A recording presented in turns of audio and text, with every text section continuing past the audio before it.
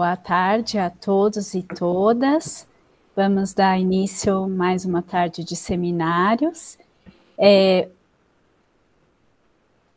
A gravação já foi iniciada, então hoje temos a presença do professor Rafael Cavamori e...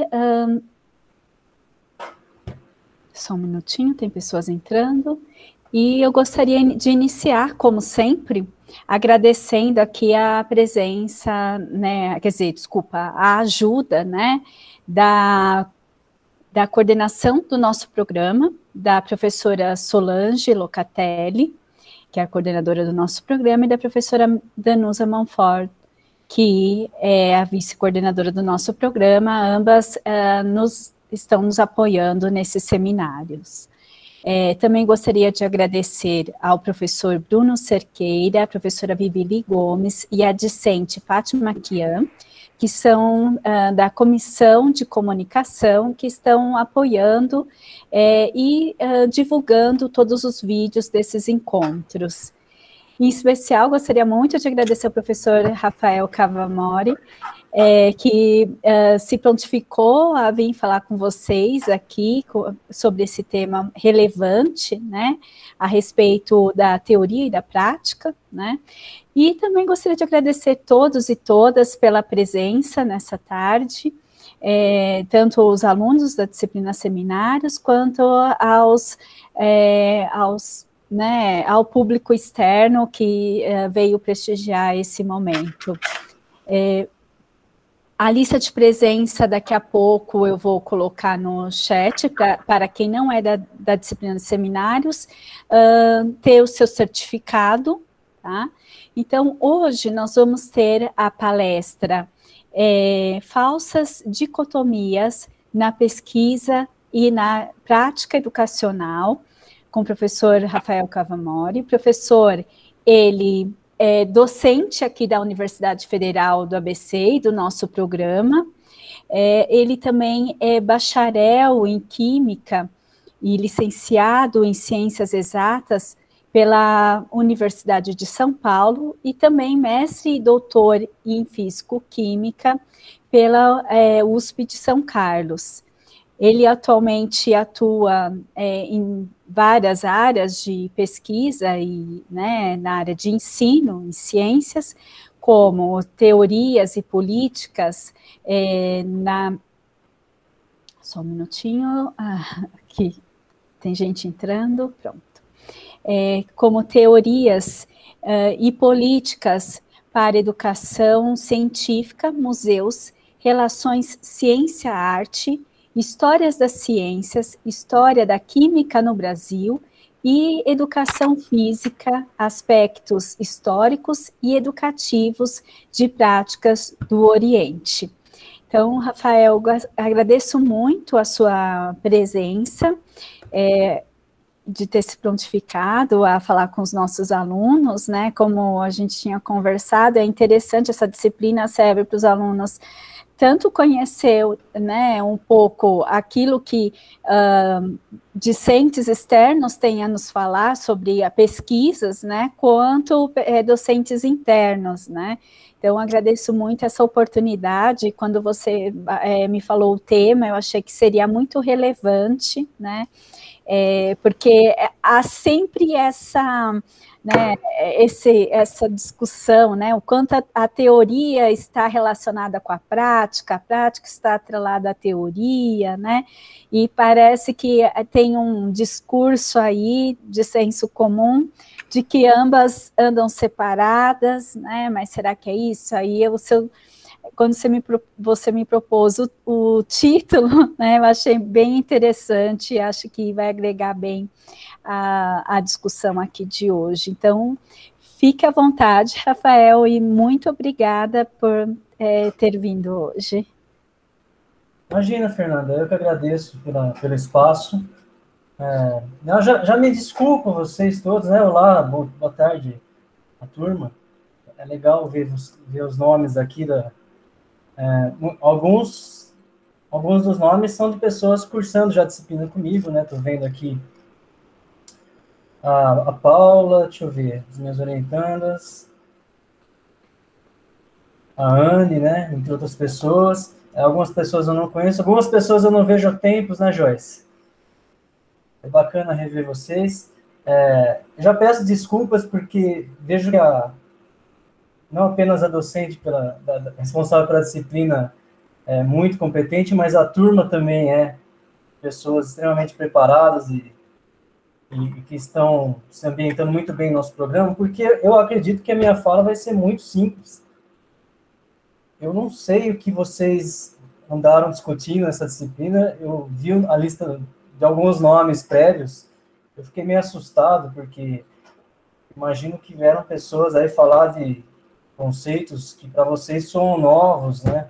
Mesmo para nós, né, Fernanda? Talvez a gente vai aprendendo muito, que trouxeram perspectivas diferentes em termos teórico-metodológicos, para falar de pesquisa na educação em ciências ou na educação matemática, certo? Eu acredito que essa foi a programação dessa disciplina, e eu venho trazer algo que é muito modesto, eu acho que é muito simples, eu não tenho muitas transparências. Qual que é o tempo que eu tenho a propósito, Fernanda? Pode ficar à vontade, Rafael, podemos ficar até uns 60, 80 minutos, tá? Ah, tá. E depois a gente abre para discussão. Então, eu não sei nem se dá para preencher esse tempo todo, porque eu acho que é uma coisa muito elementar. Mas aí é que tá, né? Também vocês vão perceber, ao longo desses anos do nosso programa, e não só nosso programa, em outros programas por aí, programas na área de educação, outros programas na área de ensino e ou de história da ciência e matemática, e programas em humanidades de uma forma geral, a gente vai perceber que tem certos discursos que são aceitos de forma acrítica, como a Fernanda disse, né, que resvalam num certo senso comum, no nosso caso seria um senso comum pedagógico. Né? E às vezes é bom a gente, às vezes não, né, periodicamente é bom a gente parar para pensar e limpar um pouco, né, a área, limpar um pouco a cabeça, né? Quer dizer, tem muitas teorias que concorrem, tem muitos conceitos que recebem diferentes valorações em diferentes teorias, diferentes perspectivas, visões de mundo, né? E nem sempre a gente tem tempo para pensar e para tirar, né, as confusões que colocam nas nossas cabeças, porque é isso, né? Nós não somos pessoas inerentemente confusas. Nós nos tornamos pessoas inerentemente confusas pelo trabalho deliberado de certas pessoas, né? E na melhor das intenções acabam gerando toda essa confusão e isso tem impedido que a nossa área pudesse avançar o tanto que ela poderia avançar. Né? Eu não sei o que vocês pensam de nós, docentes das universidades brasileiras, né? Mas nós somos muito competentes. Talvez eu não esteja falando em termos individuais, eu tenho minhas autocríticas aí, mas de uma forma geral nós somos muito competentes. Nós trabalhamos mais do que docentes de outras universidades do dito primeiro mundo. Né? Só para ter uma ideia, nós temos um grande encargo de tarefas administrativas, que eu não acho que a gente deva abrir mão deles, mas que nos é imposto e que outras universidades mais consolidadas não têm. Né? Eles terceirizam a função administrativa. Existem outras funções que nós assumimos, né? E ainda assim nós conseguimos produzir uma ciência que é citada no mundo, né? Que está entre as 20 produções mais citadas do mundo. Apesar dessa condição de subdesenvolvimento e de nem falarmos, né, a língua franca, que é o idioma inglês. Né? Quer dizer, então nós somos muito capazes, somos muito inteligentes, nós temos condições, né, nós fazemos o melhor e acho que a gente avança pouco porque a gente está, às vezes, confuso, né? A gente fica com ideias confusas, com mistificações que impedem que nós nos desenvolvamos ainda mais. Essa palestra, então, ela teve esse título, né, de falsas dicotomias na pesquisa e na prática educacional, justamente para a gente mostrar a falsidade de certas oposições entre conceitos que nos colocam e que eu acho que um trabalho detido de reflexão, não simples, mas um trabalho detido, ajuda a esclarecer. Fernanda, eu posso apresentar? Você tem que pedir autorização para você ou não? Um minutinho, eu só vou tirar a tela aqui. Desculpa, já era para eu já ter feito isso. Pronto. E é isso, então, pessoal, né? Vou fazer uma pequena apresentação aí, direcionada a algumas dessas, que eu chamo de falsas dicotomias, né? Poderiam ser outras mais, tá? Eu já vou falar outras possíveis que eu não vou abordar, mas fica como tarefa de casa, e vocês pensem a respeito dela. Já tá apresentando, né, pessoal? Quem me confirma, por favor, né, por voz? Sim, já está apresentando. Sim. Sim, professor. Beleza. Eu não sei muito bem mexer nessas ferramentas todas aí, tecnológicas. Parece que tem um jeito de eu ainda ver as carinhas de vocês enquanto apresento, mas eu não, já me explicaram, eu não sei fazer isso, então eu não vou conseguir ver a reação do público, obviamente quem tiver com a câmera aberta, também não vou conseguir acompanhar eventuais comentários de vocês no chat, né? Aí fica a orientação de que a gente guarde possíveis incômodos ou dúvidas das minhas falas e discuta no final, tá certo? Então é isso, né? Esse foi o título da apresentação que a gente propôs. Aqui eu entro no modo propaganda, né? Porque também propaganda é a arma do negócio, né? Que é o seguinte, essa apresentação, como é que ela foi gerada? Eu comecei a estreitar o contato com alguns colegas da Universidade Federal do Amazonas, que no começo do ano pediram para que eu fizesse uma fala durante uma semana de recepção dos calouros da pós-graduação. Eles têm um programa muito parecido com o nosso, lá em Manaus, e fizeram uma programação de recepção dos calouros, me convidaram, eu propus esse tema e foi aceito, né? E a reação foi tão boa que esse pessoal estava já organizando um periódico, o Caderno Amazonense de Pesquisa e Ensino de Ciência e Matemática, e com base nessa fala, falaram assim, não conseguiria escrever algo, né, como uma contribuição para o primeiro volume desse periódico nosso, que a gente está propondo agora, tal. Eu falei, não, claro, vamos fazer sim.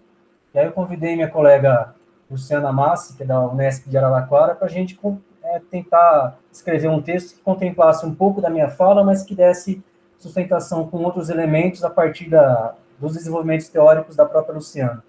E aí a gente conseguiu fazer esse trabalho, já está publicado, né?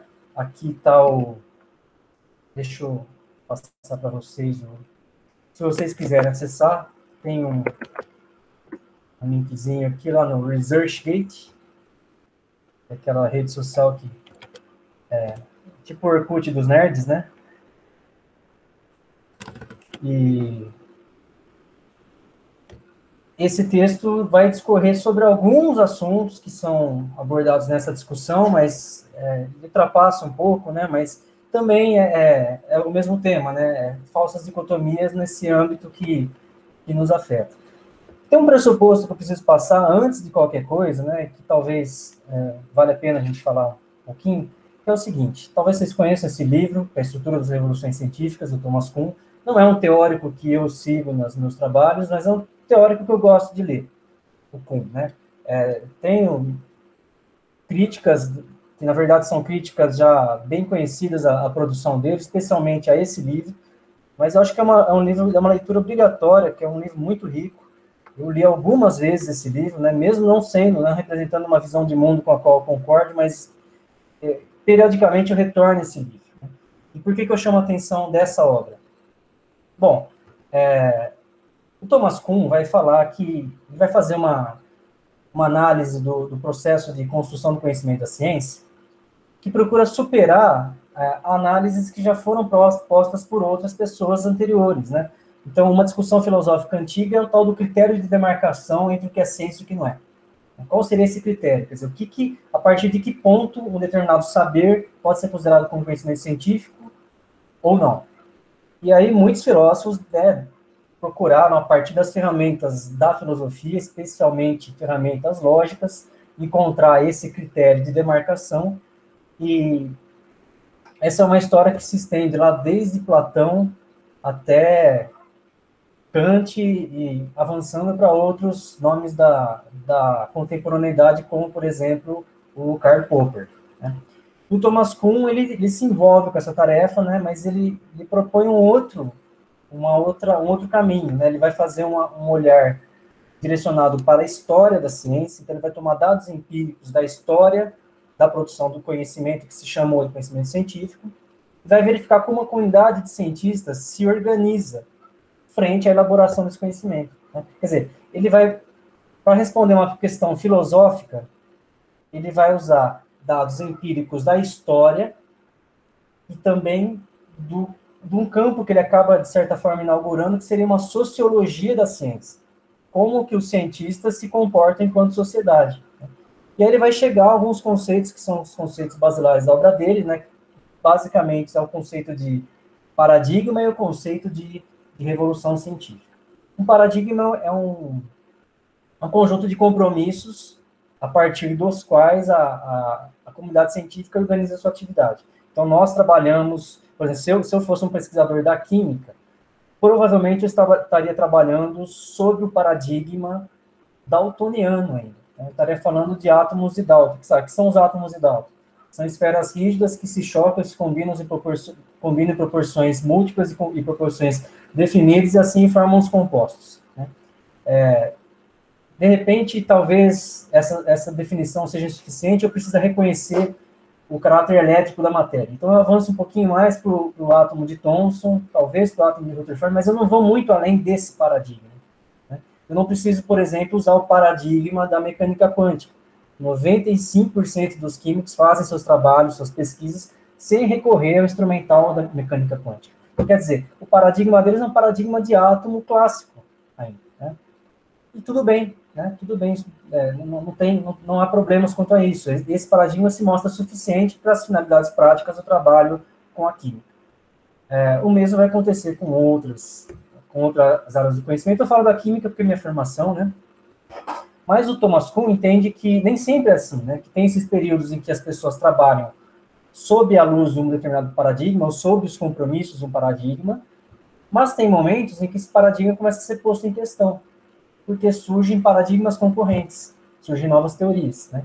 E aí, esse momento em que há essa disputa é um momento que antecede a escolha definitiva por um novo paradigma por algum tempo, né? Quer dizer, aí esse processo de disputa é um processo de disputa política, que vale tudo, né?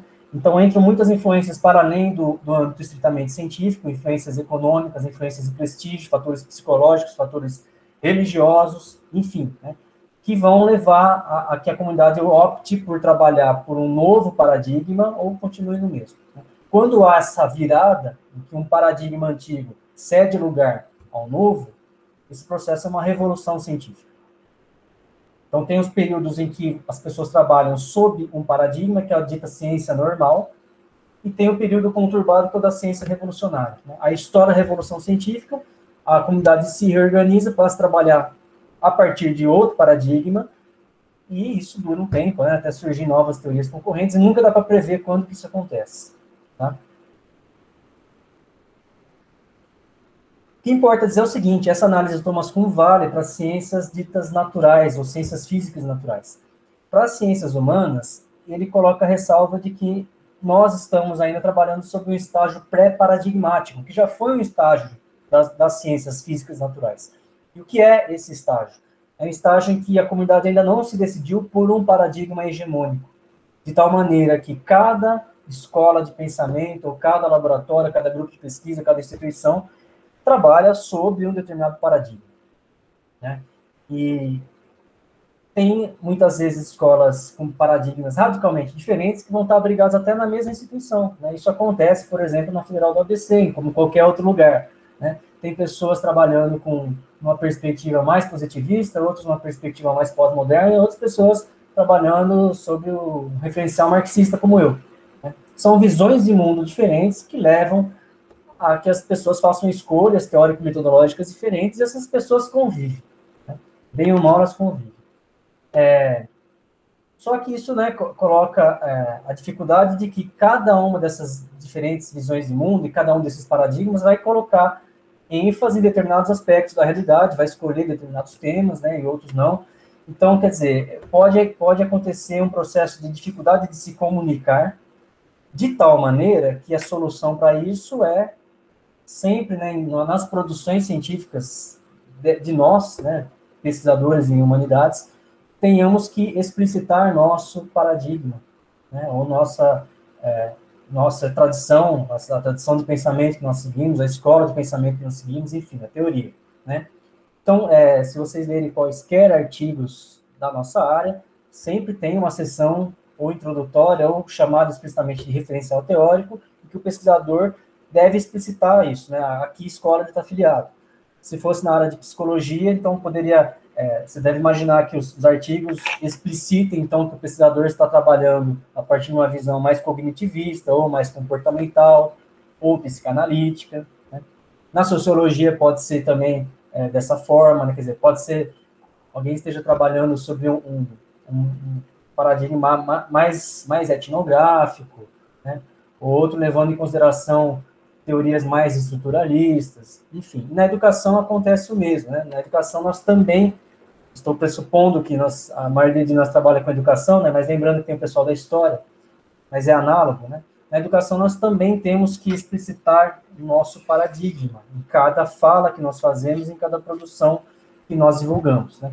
Nesta fala que eu estou fazendo, portanto, eu tenho que explicitar para vocês, né, o meu referencial teórico, que vamos considerar aqui como sendo o meu paradigma, né, na visão de Thomas Kuhn, que é a teoria associada a esse homem, que é o Dermeval Saviani, e essa teoria que ele elabora desde 1979 é a pedagogia histórico-crítica.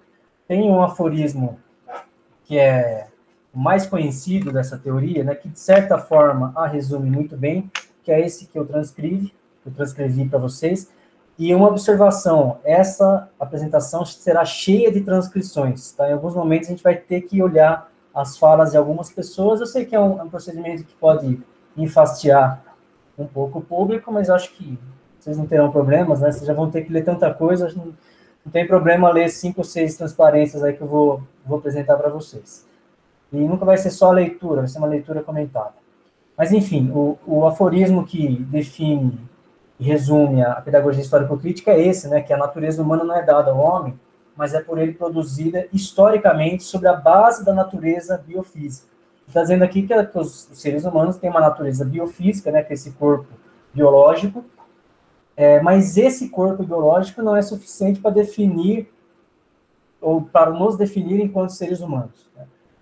Esse corpo biológico nos coloca na condição de hominídeos, mas nós nos humanizamos a partir de uma construção histórica e cultural, né? E, quer dizer, nós não resumimos a biologia, né? Nós temos, sob um substrato biológico, a cultura. E isso tem uma implicação para o processo educativo, que para ele, então, né, vai ser assim. Consequentemente, o trabalho educativo é o ato de produzir direta e intencionalmente, em cada indivíduo singular, a humanidade que é produzida histórica e coletivamente pelo conjunto dos homens. Então, o conjunto dos homens produz coisas, né? Produz coletivamente conhecimentos, instrumentos, ferramentas, e essa produção que é histórica e coletiva deve se tornar individual. Como isso acontece? Pelo processo da educação. Pode parecer abstrato, mas temos vários exemplos disso, só você pensar em conteúdos escolares, e aí, para mim, o exemplo mais banal, né, mais óbvio, da língua, né? A língua é um instrumento para a relação dos homens entre si, né?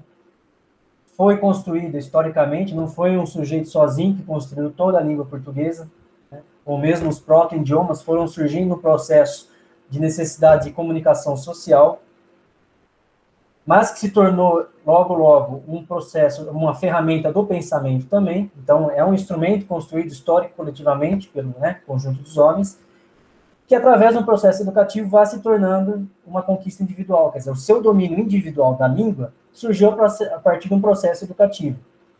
Começou como um processo educativo de forma pouco sistematizada no âmbito do lar, quando você aprendeu a dominar o principal da língua portuguesa ou do seu idioma materno nas relações com as pessoas que te criaram, né, que pode ser seu pai, sua mãe, ou outras pessoas, e que se estende para além disso, né, que ganha uma maior sistematicidade numa instituição específica para essa tarefa e que faz isso muito bem, chamada escola. A escola vai fazer, então, esse processo, né, vai ser a principal instituição a partir da qual os conhecimentos construídos histórico e coletivamente pelo conjunto dos homens se tornam conquistas individuais. Né? Isso é a tarefa da escola. Essa é a pedagogia histórico-crítica, né? Que é também, é preciso dizer, né? É uma pedagogia socialista de inspiração marxista. Então, eu acho que é uma questão, não apenas uma necessidade epistemológica, a gente colocar o nosso referencial teórico, mas uma questão ética também, né? Eu preciso mostrar para vocês a partir de qual visão de mundo estou propondo essas questões aqui. Né?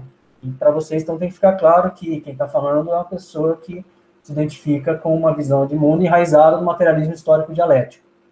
Tá?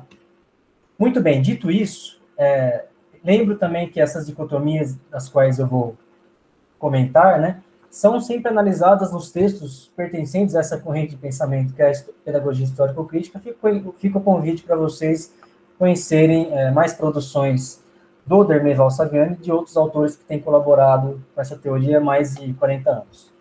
Bom, vamos falar das dicotomias. Então, o que é uma dicotomia? Se você entrar no dicionário, vai parecer que é uma relação de antagonismo inconciliável entre dois conceitos. Né?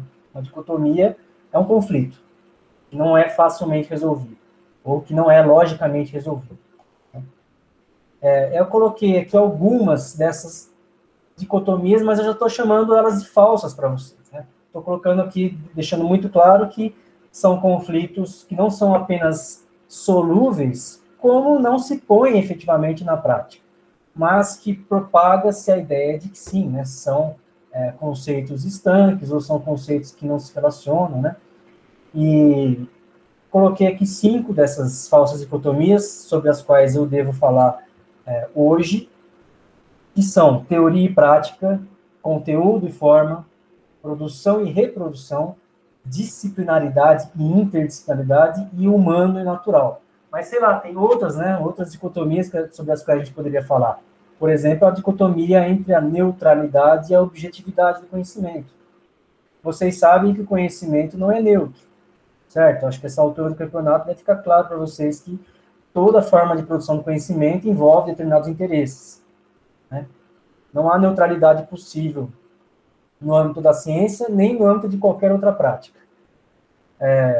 Mas existem determinadas concepções que são, inclusive, muito trabalhadas na universidade, que entendem que se algo não pode ser objetivo, né, já que nada é neutro. Né? Quer dizer, que o fato do conhecimento não ser neutro significa que ele tem um caráter subjetivo muito pronunciado, né? E aí nós, por exemplo, no materialismo histórico dialético, nós não nos enredamos nessa falsa dicotomia. Nós entendemos que não há dicotomia, na verdade, entre objetividade e neutralidade. O conhecimento científico pode ser considerado objetivo sem que nós tenhamos que abdicar, né, da não neutralidade dele. Né? Mas essa discussão eu não vou fazer nessa apresentação. Uma outra falsa dicotomia, que talvez vocês tenham contato com ela em disciplinas sobre metodologia de pesquisa, é a dicotomia entre o que é quantitativo e o que é qualitativo.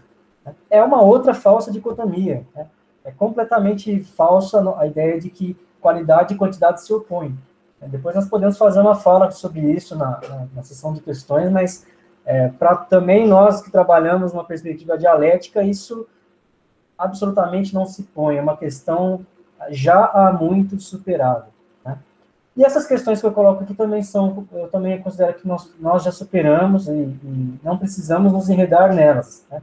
Mas ainda assim, eu tenho certeza que lerão muitos textos em que essas confusões estarão postas. Tá? Então, acho que é importante fazer essa fala minha, apesar de ser muito simples, mas para resolver questões que muitas vezes as pessoas nem se dão conta de que são questões confusas. Tá? E eu sempre coloco esse símbolo aí, né, que vem lá da China, que as pessoas chamam de Yin Yang. Na verdade, ele não é o Yin Yang, né, ele representa alguns aspectos da doutrina do Tao, que é baseada no Yin Yang. Né? Esse símbolo aí é chamado de Tai Chi Tu, não é o Yin Yang.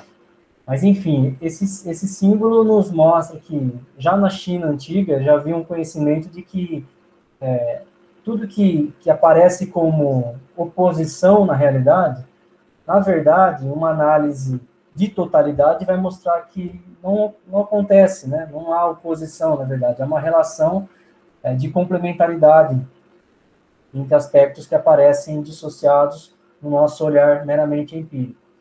E esse diagrama representa esse pensamento, que eu acho que deve ser o diagrama que vocês precisam ter na cabeça ao avaliar cada uma dessas dicotomias que eu vou propor. Tá?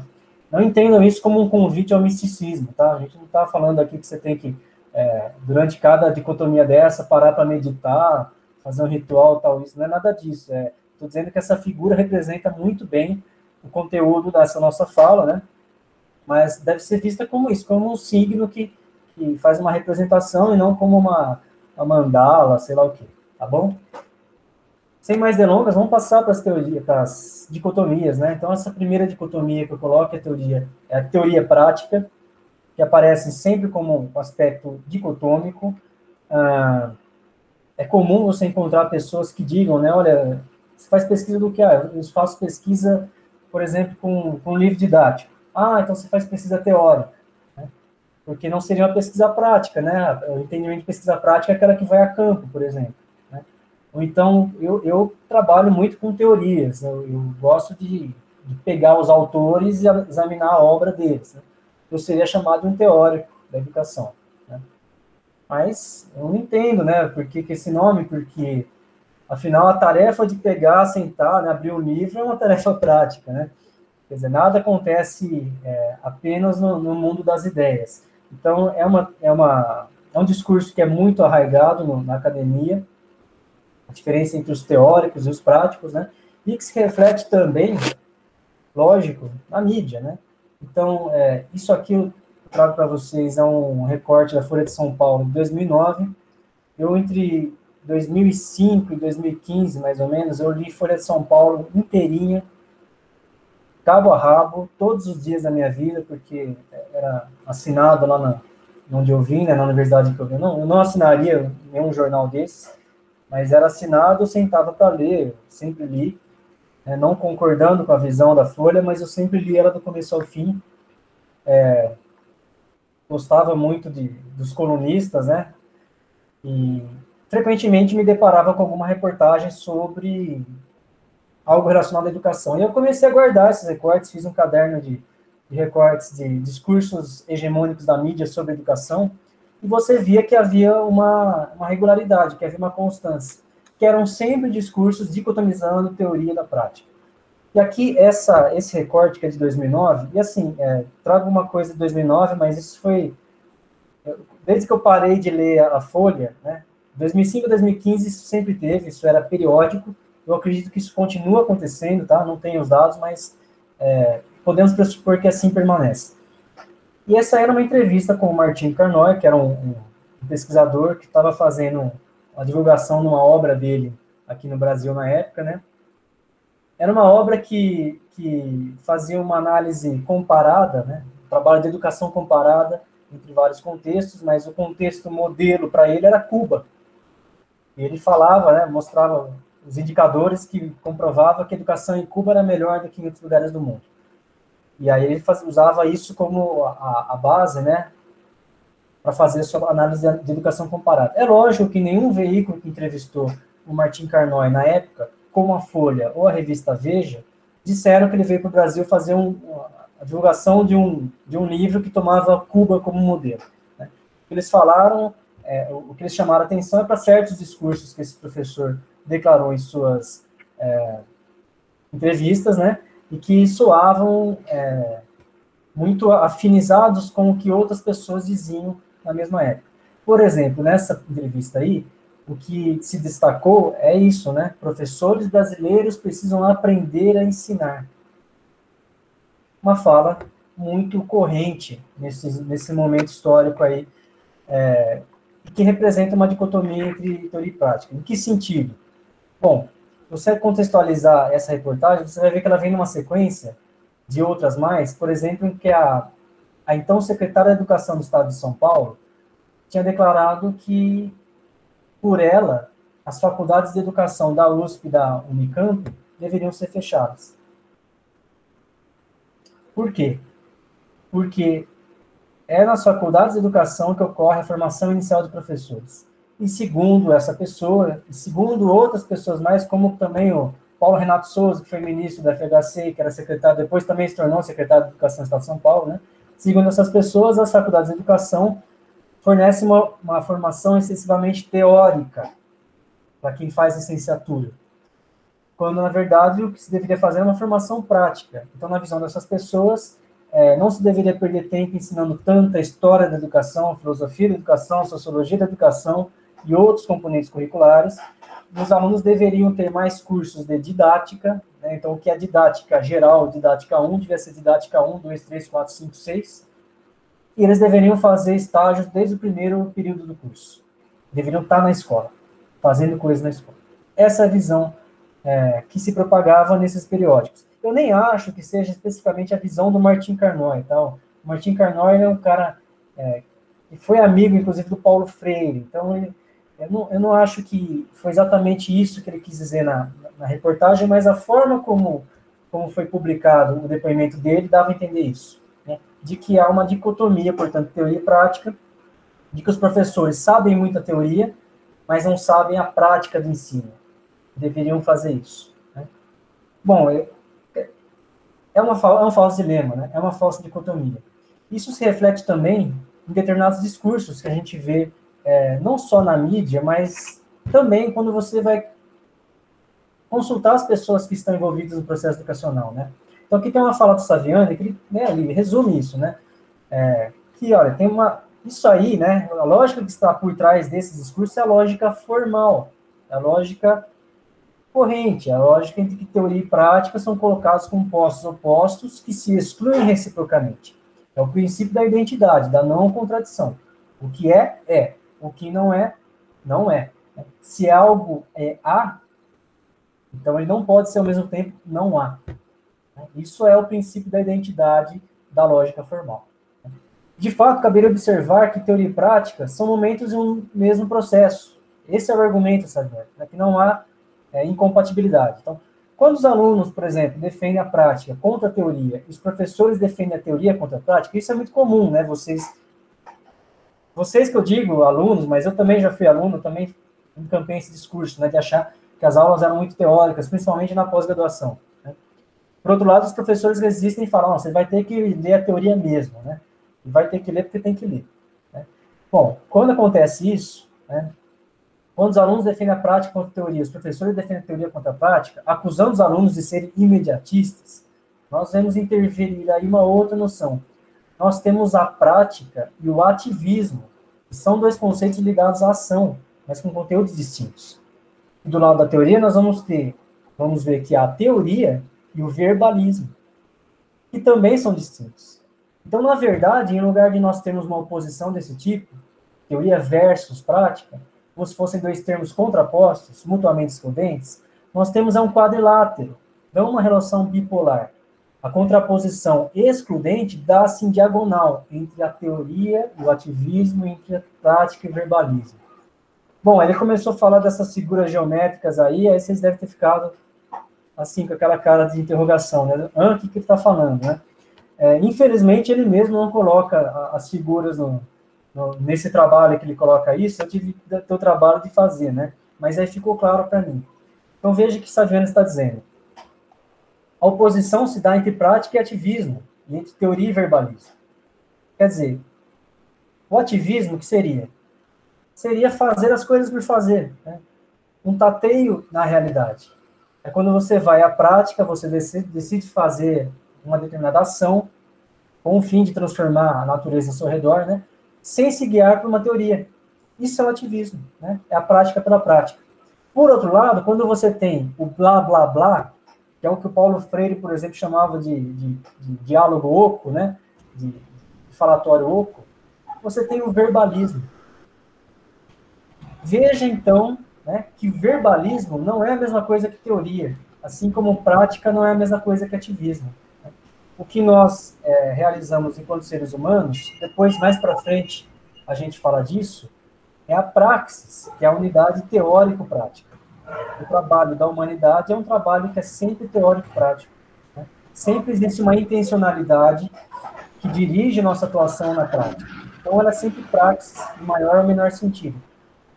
Tem alguém com o microfone ligado aí? Não sei se vocês estão percebendo. Ah, beleza. Obrigado. E, então, o que Savino está dizendo, né, que a oposição é disso com isso e disso com aquilo. E como você pode ler esse quadrilátero? Bom, dá para você superar essa posição, né, de atuar ou no verbalismo, que é o blá, blá, blá, ou ficar no ativismo, né, que é sair fazendo qualquer coisa por aí, sem pensar, sem refletir a respeito. Né? O ativismo. Então, sigam o meu raciocínio. Ó. O ativismo, se ele se encaminha para a diagonal, quer dizer, quando ele se banha em teoria, ele vira prática.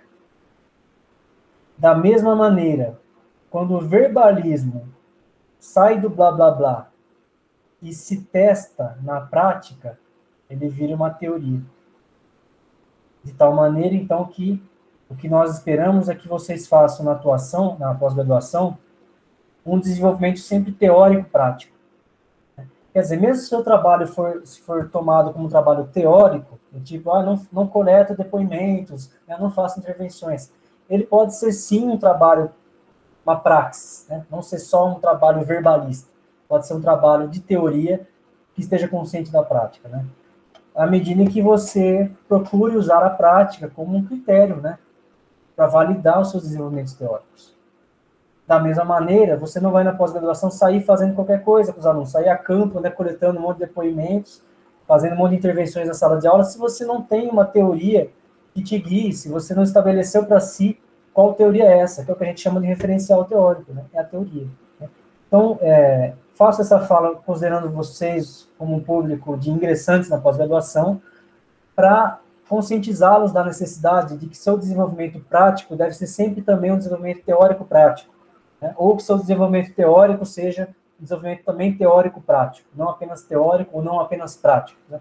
Que seja praxis, unidade de teoria e prática, mas que você não recaia no verbalismo ou no ativismo, tá? Bom, o que essas pessoas, o que se denunciava na mídia é que que a teoria era danosa, né? O que estava sendo defendido lá, então, para mim não era prática, né? Quando, então, Martim Carnot e outros sujeitos diziam que as faculdades de educação são um empecilho à formação. O que esse pessoal estava defendendo é um ativismo.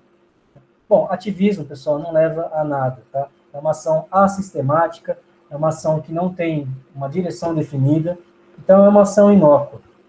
Eu acho que a gente tem que resistir a isso, né? Valorizando, então, portanto, o polo teórico, que ele é tão mal visto, né? E tão confundido com o verbalismo, com blá blá blá puro e simples, que é algo que não acontece, não há redução à teoria verbalismo. Né? Teoria é um conjunto de conhecimentos que é desenvolvido ao longo de décadas e décadas e décadas e que é periodicamente testado na prática. A prática é uma atuação na realidade que é sempre realizada à luz de uma teoria. As oposições se dão entre ativismo e prática e entre verbalismo e teoria.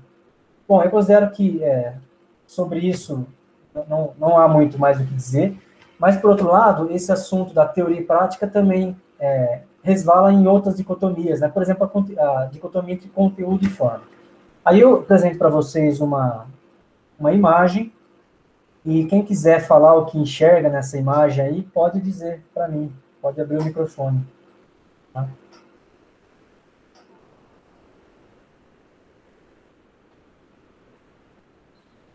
Professor, Oi. boa tarde. Já que o senhor jogou para nós, né? Eu enxergo duas salas de aula e, ao que parece, em momentos distintos da história. Não sei se é isso que eu enxerguei, na verdade. Ah, mas é só a antiguidade da foto que está representada aí. Lógico que eu também quis enfatizar isso, né? Eu coloquei um em preto e branco, outra colorida, eu quis mostrar que realmente tem uma sucessão histórica aí. Mas que outros elementos vocês conseguem ver nessas duas imagens? Quer dizer, nessa imagem que está dividida em duas. A organização dos espaços também, talvez, os estudantes meio que desorganizados, quando você compara a imagem que é supostamente antiga, os estudantes parecem não ter uma ordem, e também a questão de, não sei, de postura dos estudantes. Enfim, foi isso. E aí, mais alguém? Sim, isso com certeza é um elemento central dessas imagens. Mais alguém quer falar aí? Oi, professor. Talvez. Eu Pode vejo falar. muita alegria em uma e uma apatia total na outra. A gente usa geralmente essa imagem quando vai falar de metodologia ativa, né? Uma primeira mostra o ensino bem tradicional e a outra os alunos em plena atividade. Eu ia comentar a respeito disso, né? Talvez aí a primeira como professor, como protagonista, e na segunda os alunos como protagonista do ensino-aprendizagem. Quem falou isso foi a Anne? A última fala? É. Sou eu, a Lidiane. Ah, tá. Ah, tá. Então, gente, vejam só. Tem tudo isso nessas imagens, né? Vocês foram certeiros aí, tem tudo isso. E até a forma como eu decidi apresentá-las procura ressaltar esses aspectos. Né? É basicamente isso. Estou tentando apresentar uma imagem na parte de cima que represente uma postura que se associa à chamada pedagogia tradicional, e na parte de baixo, uma postura que se associa às chamadas pedagogias novas, né, às tendências renovadas. A pedagogia nova, ela não é nova, ela é velha para dedéu. A pedagogia tradicional também não é tão velha assim, ela remonta, em sua forma mais organizada, na transição do século XVIII para o século XIX, então não é algo que tem muito mais que 200 anos. A pedagogia nova não é uma coisa recente, ela aparece hoje, por exemplo, como construtivismo. Né? Construtivismo é a forma mais contemporânea de pedagogia nova.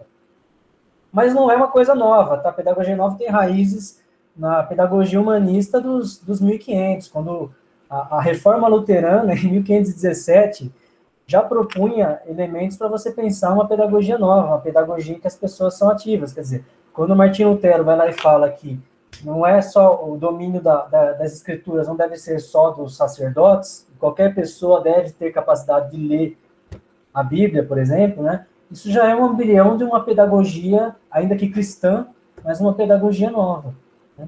E que vai se elaborando ao longo dos séculos, né? Assume formas mais elaboradas a partir também do século XVIII, principalmente com o trabalho do Jean-Jacques Rousseau, no seu livro Emílio, ou da Educação, né?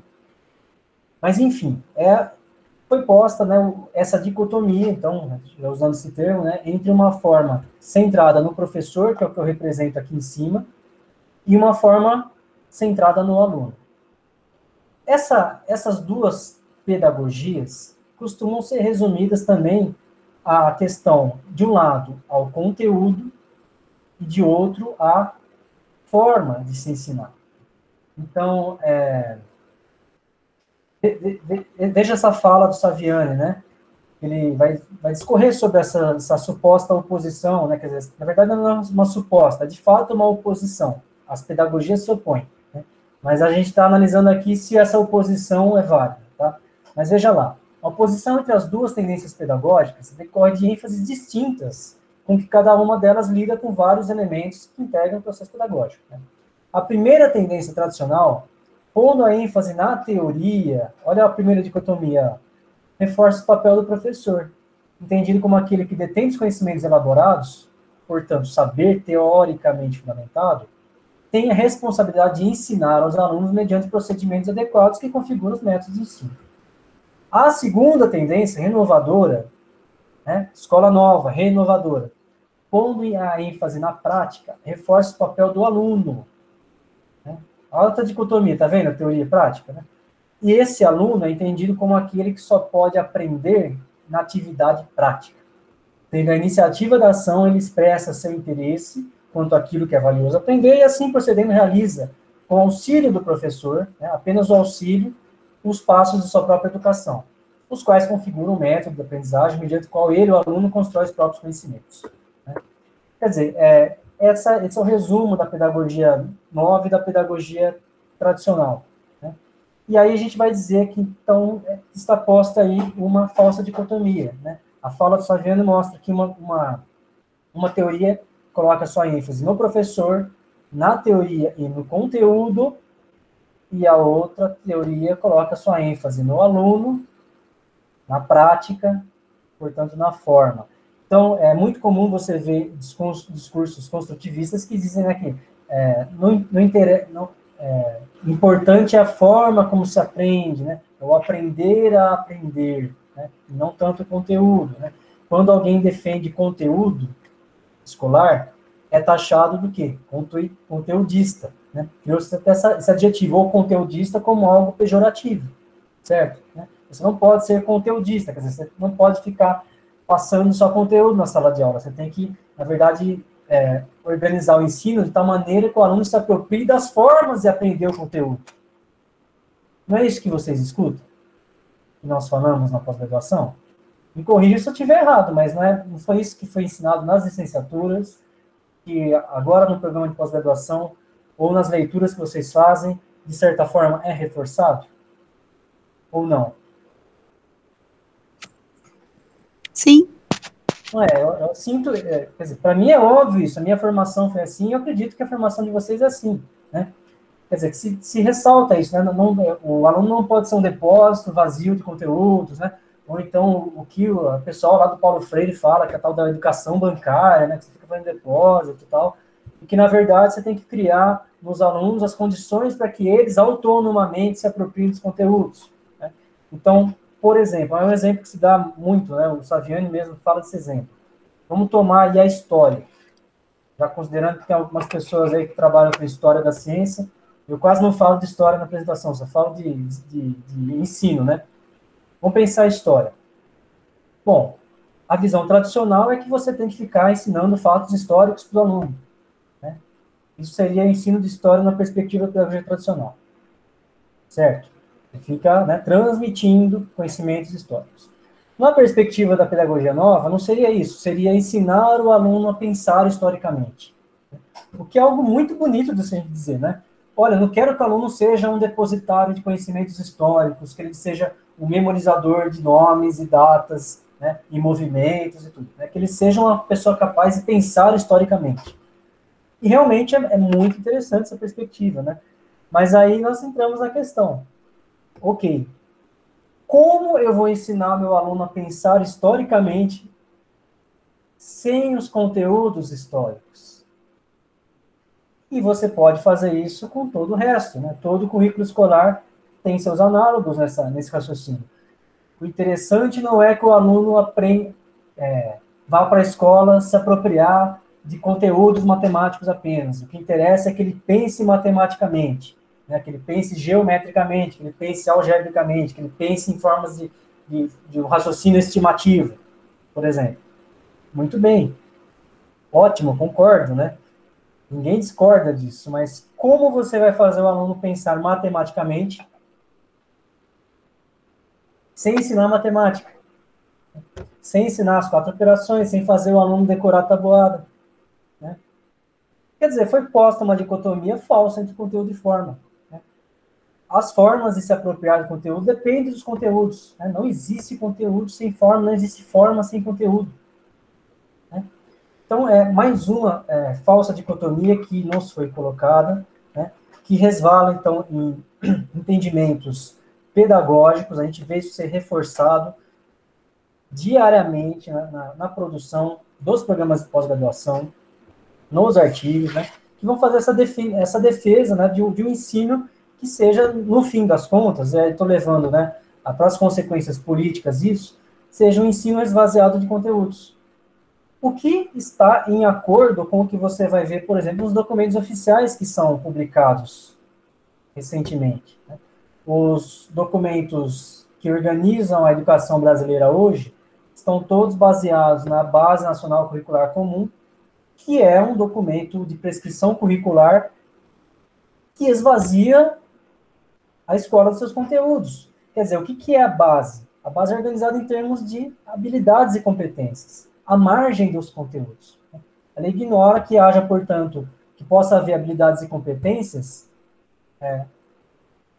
Quer dizer, ela se baseia no fato de... Ela entende que haja habilidades e competências à margem de conteúdo. Na verdade, não existe isso, né? toda habilidade e competência reflete a apropriação de um determinado conteúdo. Né? Então, quer dizer, é uma dicotomia que ela está legitimada não apenas na discussão intelectual, aparece no senso comum pedagógico e, o que é mais grave, tem orientado políticas educacionais. Né? Isso nós veremos com sérios prejuízos a justamente as escolas, as crianças, né, que precisam e vão frequentar a escola justamente na expectativa de aprender algo lá. Né? Se você organiza a escolarização na ausência, com base na ausência de conteúdos, em apenas habilidades abstratas, você está, de certa forma, distorcendo, né, ou anulando a eficácia social dessa instituição que é a escola, né, cuja missão é justamente possibilitar que as pessoas se apropriem de conteúdos. Né? Os conteúdos que são essas produções elaboradas histórica e coletivamente pelo conjunto dos homens, e que a escola deve fazer com que se tornem apropriações individuais. Né? Essa é a tarefa da escola que nós vemos estar em xeque com essa dicotomia, né, tão bem arraigada entre conteúdo e forma. Quero passar para uma outra dicotomia, né? A dicotomia entre produção e reprodução. Tá vendo que a gente está alinhando as dicotomias, né? Todas elas têm mais ou menos a ver uma com a outra, né? Aqui eu chamo para vocês a citação de um livro, que talvez alguns conheçam, né? De um autor muito complicado, que é o Bourdieu. Aqui, esse livro não é só dele, né? É de Bourdieu e Passeron. É um livro muito conhecido, A Reprodução, é um livro dificílimo. Não sei nem como eu consegui, Fernando, terminar de ler esse negócio aí. Não me sinto uma pessoa habilitada, né, para tanto. Não me acho tão esperto, mas também acho que é uma obra essencial que vale a pena a gente ver, né, em certo momento. Então, essa obra, quer dizer, o que Bourdieu está investigando aí, né? Ele está fazendo uma análise do sistema de ensino francês, está verificando, né, como se essa hipótese, né, de que a educação é emancipadora ou emancipatória, se ela se confirma na prática. Na verdade, o que os dados, né, sociológicos, considerando a passagem das pessoas das diferentes classes pelo sistema escolar, o que esses dados nos mostram é que a escola atua como um mecanismo de reprodução da ordem social. Né? Antes de emancipar, na verdade, ela faz com que as coisas permaneçam tais e quais. Outras perspectivas teóricas, na mesma época, bem contemporâneas desse trabalho, que foi publicado pela primeira vez na passagem de 67 para 68, mostraram também esse caráter reprodutivo da escola. Eu posso mencionar aqui um autor que é marxista, Bourdieu não mas um autor marxista que é o Althusser, trabalhou nessa perspectiva também de identificar a escola como um aparelho ideológico do Estado, né, que reproduz a ordem social. Mas o Estado não está interessado na transformação da ordem social, está interessado na manutenção. E a escola, assim como outras instituições, por exemplo, a igreja, colaboram para essa reprodução da ordem social. E o livro de Bourdieu vai trazer fartos dados empíricos sobre isso, né? E no fim vai dizer isso aqui, ó, da escola, né? Instrumento fundamental da continuidade histórica, né? A educação considerada como processo através do qual se opera no tempo a reprodução do arbitrário cultural, pela mediação do hábito produtor de práticas de acordo com o arbitrário cultural, é o equivalente, na ordem da cultura, daquilo que é a transmissão do capital genético na ordem biológica. O hábito sendo o análogo do capital genético, a inculcação que define a realização da ação pedagógica é o análogo da geração, na medida em que transmite uma informação geradora de informação análoga. Eu não escolhi de propósito um trecho difícil desse livro, tá? O livro inteiro é difícil de ler assim, mas é riquíssimo. E aí o que Bourdieu está dizendo assim, da mesma forma que você tem uma reprodução biológica, né, quer dizer, tem um processo de fecundação, né, que leva à produção de um novo ser que carrega a informação genética dos pais, né, e que esse novo ser, normalmente, ele reproduz a espécie, né, ele não gera uma nova espécie. Dessa mesma maneira, a escola também opera esse processo de reprodução da ordem social através do hábito. Né, o hábito, né, que é a rotina do trabalho, do que se chama de trabalho escolar, né, vai gerar indivíduos, né, que dão continuidade à ordem social. Bom, fazer uma crítica a reprodução, nos parece bastante óbvio, né? Porque nós olhamos ao redor, nós entendemos, então, que esse mundo aí está todo danado, né? Que não dá para continuar do jeito que está, certo? Eu não sei se alguém concorda com isso, mas eu acho que se você acha que está tudo bem, eu acho que eu tenho que sair mais para a rua, né? Na verdade, não está tudo bem, né? A gente não pode mais reproduzir essa ordem social. Então, fazer uma crítica da reprodução se torna um imperativo, né? E a gente deve, portanto, falar, né, de produzir uma nova sociedade, por exemplo. Bom, tudo bem, eu não discordo disso, lógico, né? Mas existe uma forma apressada com que esse discurso chega na discussão educacional. E essa forma apressada é o seguinte: nós não devemos fazer na sala de aula a reprodução, né? Nós não devemos criar alunos que sejam reprodutores da ordem social. Nós temos que criar alunos que sejam produtores de uma nova ordem. Nós temos que criar pessoas criativas, pessoas que imaginem um novo mundo. Eu também não posso discordar disso, certo? Mas aí eu coloco para vocês que essa é uma falsa dicotomia. E aí eu vou ilustrar para vocês a partir de mais uma imagem, também pedir para que vocês interpretem essa imagem aí. O que vocês veem nisso aí que eu colei? Mais voluntários aí para falar?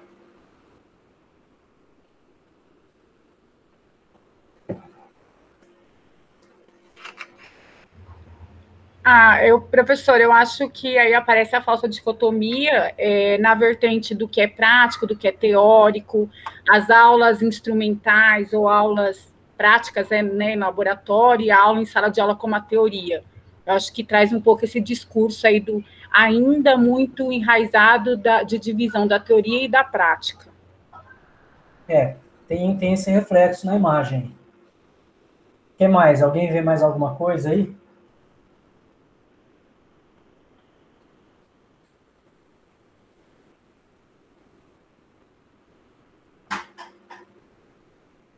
Bom, se ninguém mais tem algo a dizer, eu vou mostrar para vocês a intenção com que eu apresentei essa imagem, né? Eu procurei representar aí processos de produção e de reprodução do conhecimento, e que são também processos, de certa forma, de produção e reprodução da sociedade. Eu vou fazer uma operação nessa imagem, e aí talvez vocês consigam entender o que eu vou fazer, né? Minha intenção com a apresentação dela. A primeira operação que eu faço é essa aqui. O que eu quis dizer com isso? Conto com a participação de vocês, hein?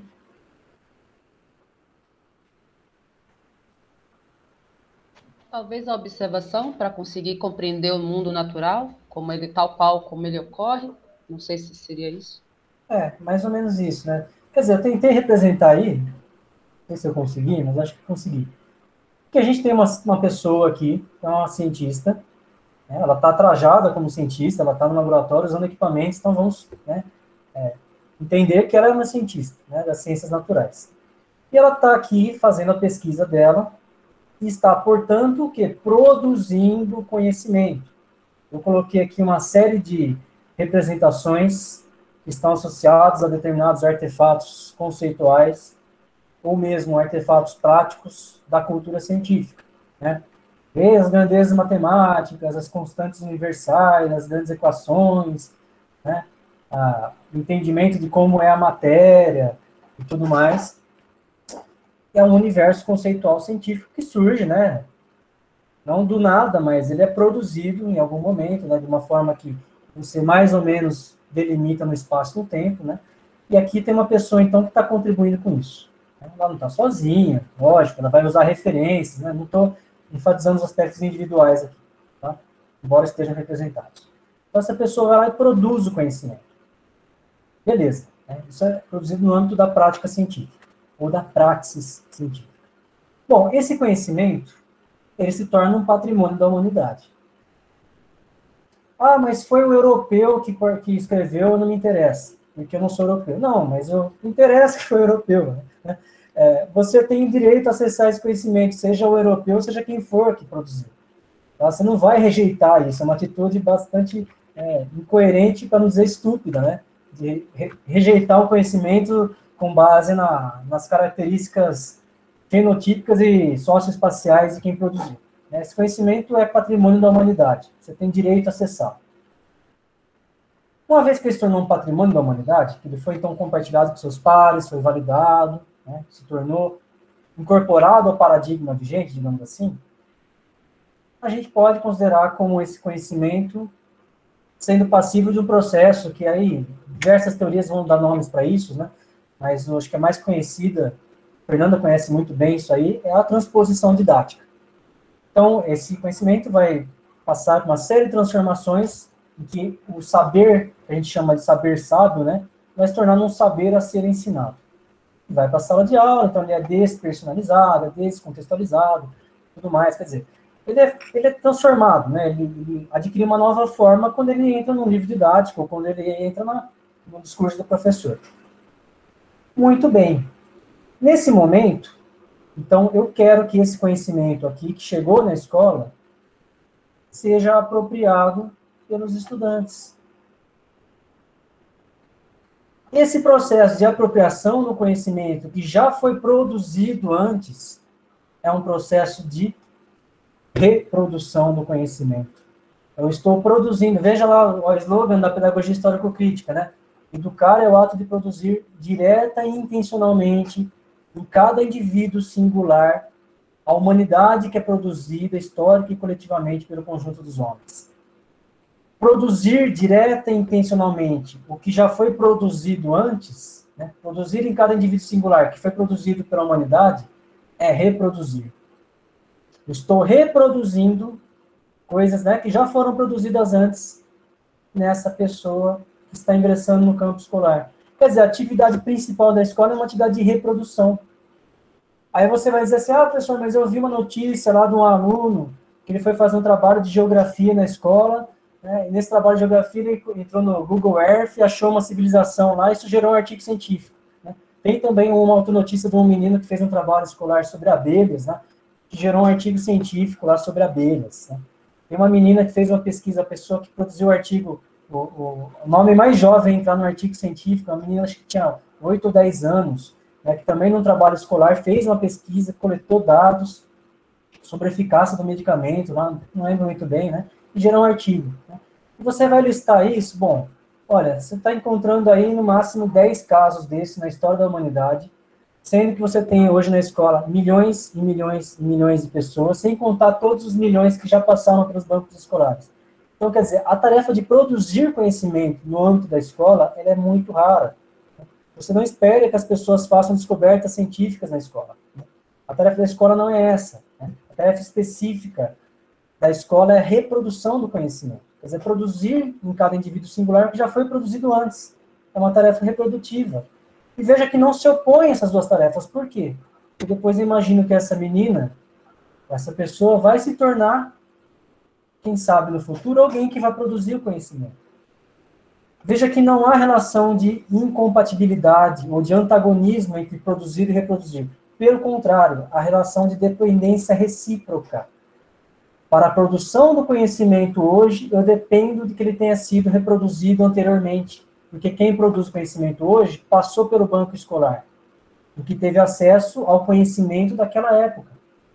Sem essa base de conhecimentos transmitida de forma muito laboriosa e cansativa no banco escolar, essa pessoa aqui não se tornaria alfabetizada, não saberia matemática, não saberia os fundamentos da ciência, né, que permitiram que ela faça um novo conhecimento, e aí o ciclo continua.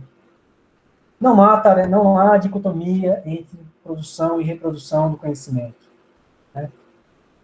E isso aí você pode estar relacionando depois com pedagogias, né?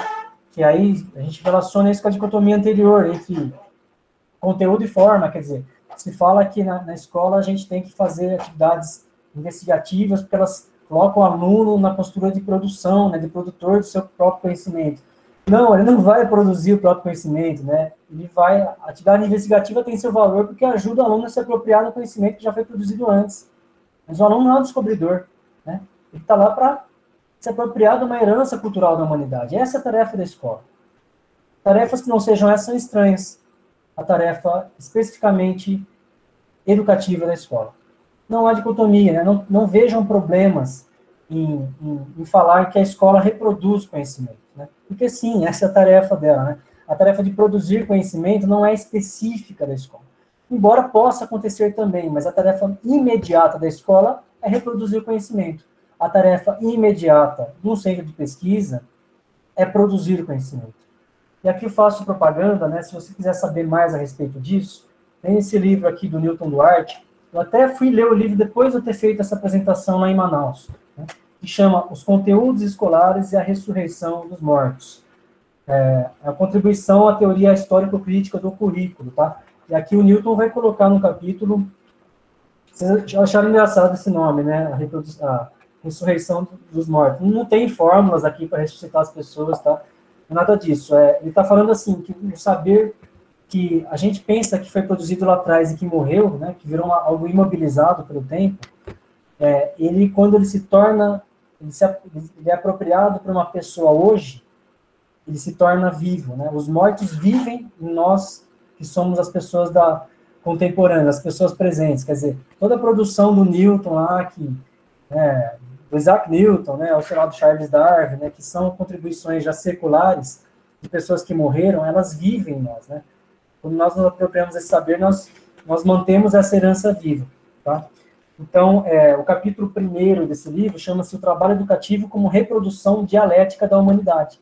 O trabalho educativo reproduz a humanidade, faz a humanidade se perpetuar no tempo. Tá? Então, não tenham medo de usar o termo reprodução, ele não é dicotômico em relação à produção do conhecimento. E sim, nós queremos pessoas que produzam conhecimento, né? Nós queremos que mais pessoas tenham essa capacidade de se tornar, por exemplo, cientistas, né? Que é algo que está se tornando cada vez mais difícil, né? Visto os ataques que a prática científica recebe cotidianamente. Tem mais uma dicotomia, na verdade tem mais duas, né? Essa aqui nos afeta especialmente nós que estamos na Universidade Federal da ABC, que é uma universidade que se diz interdisciplinar, e essa dicotomia seria, então, entre o caráter disciplinar e interdisciplinar dos nossos estudos. Né? Vocês veem que todas as pesquisas educacionais, né, fazem menção a isso, quer dizer, precisamos superar a lógica disciplinar, porque a vida exige um tratamento interdisciplinar dos problemas, né? Quer dizer, é uma palavra que virou bonita de usar. Né? Você quer escrever um texto bonito de educação, você coloca que é a favor da interdisciplinaridade. Na verdade, esse termo interdisciplinaridade é um termo bastante complicado, ele é polissêmico e ele é confundido com outros termos, né? Por exemplo, multidisciplinaridade, pluridisciplinaridade, transdisciplinaridade, já estão falando agora de pós-disciplinaridade, enfim. Né? Essa figurinha aqui, quem criou, foi um colega nosso, que algumas pessoas aqui conhecem, que é o Matheus Lopes, né? Que é um colega nosso da UFBC, que é uma pessoa fantástica, né? E numa disciplina que eu ministrei, ele fez um seminário sobre essa dissertação de mestrado que está referenciada aqui, e que focava no conceito da interdisciplinaridade, e ele foi explicar para a turma, e produziu esse diagrama, né, para mostrar as diferenças entre o que é multi, o que é pluri, o que é inter, o que é transdisciplinar. Então, assim, segundo, né, o nosso quadro, você tem disciplinas, né? Quando eu estou falando de várias disciplinas, eu estou falando, né, de uma perspectiva multidisciplinar. Quando eu coloco algumas dessas disciplinas em contato, em 2 ou 3 juntas, né, eu crio campos pluridisciplinares. Por exemplo, a fisicoquímica é um campo pluridisciplinar, porque reúne métodos e objetos da física e da química. A bioquímica, analogamente, é pluridisciplinar porque reúne conteúdos e métodos e técnicas da química e da física, e da biologia, desculpa. E tudo isso se integra numa perspectiva interdisciplinar quando a gente pensa, assim, de uma forma geral, nas ciências da natureza. Né? Então, essa é a visão interdisciplinar dessa conversa. Né? Sendo que a vida é muito além disso, né? Ela depende de tudo, né? Então, assim, a vida não é resumida ao diálogo interdisciplinar, né? Entre as pluridisciplinas, né, e as disciplinas. Bom, como é que a gente resolve isso tudo, né? Quer dizer, isso é tudo muito confuso e não contribui para a gente resolver a dicotomia. Eu costumava, nesse momento da palestra, trazer um exemplo abstrato que eu imaginei na minha cabeça, mas de lá para cá publicou um artigo que eu acho que é certeiro, nesse sentido, que expõe exatamente o conteúdo que a gente precisa. Então, assim, vocês estão vendo aqui, 12 de março, recentemente, publicou na Nature esse texto aqui, né, chamado, né, intitulado O Modelo do Cosmos no Mecanismo Antigo, no antigo mecanismo grego de Anticítera. Eu não sei o quanto que vocês conhecem, já ouviram falar disso, mas é o seguinte, começo do século XX, foi encontrado numa expedição arqueológica embaixo d'água, um conjunto de 4 achados arqueológicos, né, que eram peças de um mecanismo com dezenas de engrenagens, e que demorou-se muito tempo para se entender o que era esse mecanismo. Datou-se, percebeu-se que era um mecanismo, que esse artefato antigo remontava à Grécia Antiga, né, algo em torno de 2.500 anos, e a pesquisa travava, né? Não se chegava a uma conclusão de que afinal era aquele conjunto de engrenagens, né, daqueles fragmentos arqueológicos, e qual o significado deles. Havia alguma indicação de que pudessem ser, de que esse mecanismo de engrenagens pudesse ser uma antiga calculadora ou um computador analógico para a previsão dos movimentos dos astros. Veja, né? A Grécia, naquele tempo, estava num sistema ptolomeu, né, geocêntrico, né, de consideração do cosmos, em que a Terra ocupava uma posição central, os 7 planetas, então, conhecidos, né, que eram 5 planetas, né, dos 8 que a gente chama de planetas, mais o Sol e a Lua, eram chamados de planetas. Esses 7 astros circundavam a Terra, né, e as pessoas tentavam entender o que eram esses movimentos. E não era simplesmente, né, você está aqui observando, você vê que o astro, né, rodeia, né, que cada dia do ano está numa posição. Porque às vezes acontecia o tal do movimento retrógrado, né, que alguns planetas apareciam avançar, daí a pouco retrocediam, depois voltavam a avançar. Então, era uma questão problemática, né, para aquele sistema de mundo, mas também havia questões práticas, né, por exemplo, tentar se prever um próximo eclipse. Enfim, então parece que aquele mecanismo servia a isso. Nós temos, aqui eu tenho aqui tem uma notícia, né, sobre esse artigo que foi publicado. Aqui você tem imagens de uma reconstrução desse mecanismo. É uma notícia de divulgação científica, né, que vai explicar a origem do mecanismo de Anticítera. É um aparelho de mais de 2.000 anos, descoberto em 1901 e tudo mais, né. Parecia ser uma calculadora astronômica, mas não se sabia muito bem. Aqui nós temos imagens do que foi encontrado por esses pesquisadores. Então, esse é o estado em que estava os diversos fragmentos do mecanismo. Aqui é uma reconstrução possível. E você vai ver, por exemplo, né, que... bom, já que eu estou dando spoilers do que eu queria mostrar. Que havia esses fragmentos, mas que não tinha se levado a nada, né? E aí, em 2005, foi possível fazer uma análise de raio-x desses fragmentos, né, indicando um texto que foi depois decifrado, né, e tudo mais. Estou percorrendo rapidinho, e aí aparece, né, que, olha, nessa época aí do mecanismo, né, tinha a produção do filósofo grego Parmênides, né, que propôs um método matemático. Usando essa chave desse método matemático, uma equipe de pesquisadores, também à luz dessa técnica de raio-x, né, que decifrou um texto que aparecia lá, conseguiu elucidar o mecanismo de Anticítera. Aqui nós temos o artigo publicado na Nature, esse pessoal aí, tá? Então, o artigo, ele é ricamente ilustrado, então tem essas figuras que eu já mostrei, né? Aí vocês estão vendo aqui uma série de cálculos, né? Porque realmente parece que tudo indicava que era uma calculadora astronômica mesmo, né? É um computador astronômico, um computador analógico para cálculos astronômicos. Então, vocês estão vendo aqui uma série de fórmulas, né, de astros que são mencionados: Vênus, Saturno, Marte, Júpiter, tarará, tarará, tarará. Aí, o que mais? Aqui, os possíveis mecanismos, né, das engrenagens, são mais de 63. Aqui, os cálculos teóricos propostos para esse modelo, né. Aqui, uma reprodução tão fiel quanto possível do estado em que essas peças foram encontradas no sítio arqueológico, as reconstruções e tudo mais, né?